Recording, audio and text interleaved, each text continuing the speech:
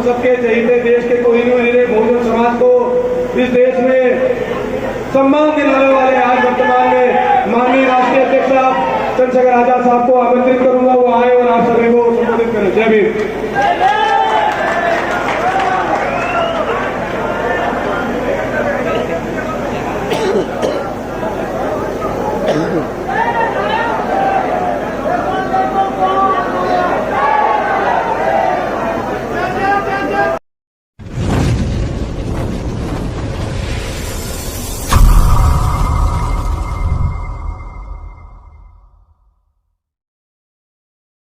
एक बार चंद्रशेखर आजाद जी के सम्मान में, क्योंकि देखिए जब चंद्रशेखर आजाद जी ने ऐलान किया तो दूसरे जो साफनाथ नागनाथ है उनकी चूल्हे हिल गई है। एक चंद्रशेखर आजाद जी के सम्मान में नारा लगाएंगे, जय जय जय जय जय भीम, चंद्रशेखर आजाद जिंदाबाद, संविधान यात्रा जिंदाबाद, संविधान बचाओ यात्रा जिंदाबाद। साथियों, आज इस पावन अवसर पर मैं आप लोगों के सामने एक बात कहना चाहता हूं। बाबा साहब अम्बेडकर ने भारत का संविधान लिखा, वो संविधान लिख करके इस देश के शोषित वंचित पिछड़े लोगों को वो सम्मान दिया जो 5000 सालों से कभी नहीं मिला। लेकिन साथियों, मनुवादी व्यवस्था में व्याप्त जो लोग हैं, जो इस देश के अनुसूचित जाति जनजाति अल्पसंख्यक और ओबीसी के लोगों को आगे बढ़ने नहीं देना चाहते, जो शिक्षा के माध्यम से और अपनी मेहनत के माध्यम से इस देश में आगे बढ़े, उन सभी लोगों को इस देश की सामंतवादी व्यवस्था पीछे धकेलने का काम कर रही है।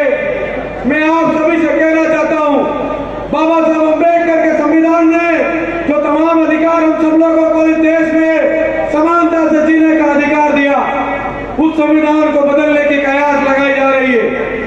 प्रधानमंत्री मोदी के हार्दिक सलाहकार कहते हैं भारत के संविधान को बदल देना चाहिए, लेकिन साथियों मैं समझता हूं कि माननीय कांशीराम साहब ने कहा इस देश में जो साफनाथ और नागनाथ दो पार्टियां हैं, भाजपा और कांग्रेस, उन्होंने मिलकर के इस देश के संविधान को 1949 से कुरेद कर खत्म करने का प्रयास किया और 200 से ज्यादा संशोधन इस देश के संविधान में किए।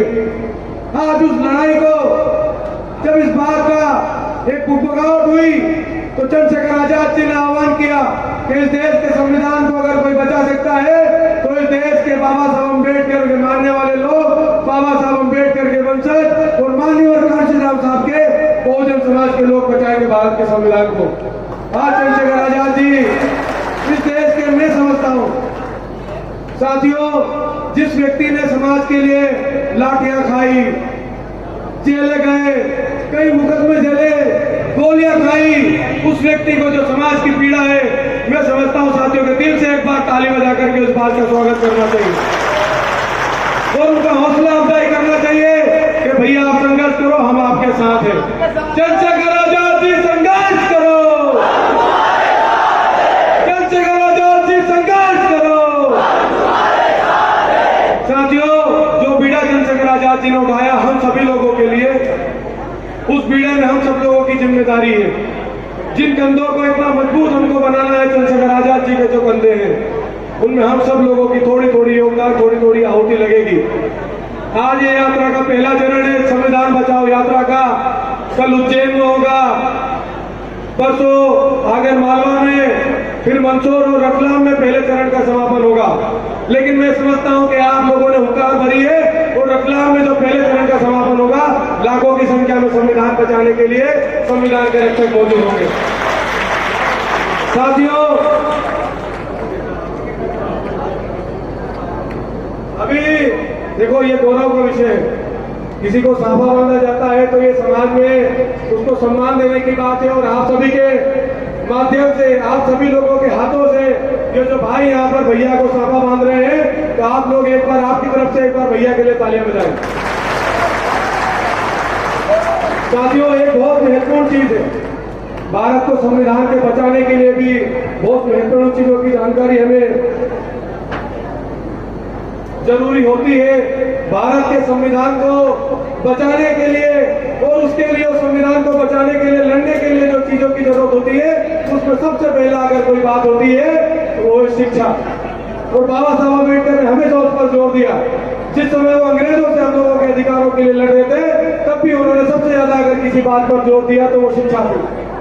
लेकिन इस मध्य प्रदेश की सरकार ने इस देश के बहुजन समाज के जो नौजवान युवा जो आने वाले भविष्य में इस देश की नींव रखेंगे, उस समाज के लोगों के बच्चों को शिक्षा से वंचित करने के लिए नए नए षड्यंत्र किए।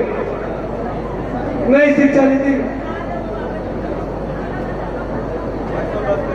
साथियों, हमें थोड़ा सा सभी से निवेदन करूंगा कि भैया को सभी सामने से देखें एक बार, सभी लोग पीछे हट जाए एक बार पुष्प वर्षा करके भैया का स्वागत करें। साथियों, चंद्रशेखर आजाद साहब को सुनना है? चंद्रशेखर आजाद साहब को सुनना है? तो पहले नारा लगाओ, फिर बुलाएंगे भैया को। संविधान बचाओ या जाओ जिंदाबाद, बाबा साहब अम्बेडकर अमर रहे, भारतीय संविधान जिंदाबाद, संविधान बचाने निकले, संविधान बचाने निकले, देश बचाने निकले। साथियों, आप लोग भैया को सुनना नहीं चाहते तो पहले तो ये बता दो कि चाहते हो तो दोनों हाथ खड़े करके ये समर्थन करो कि भैया आप आ जाओ।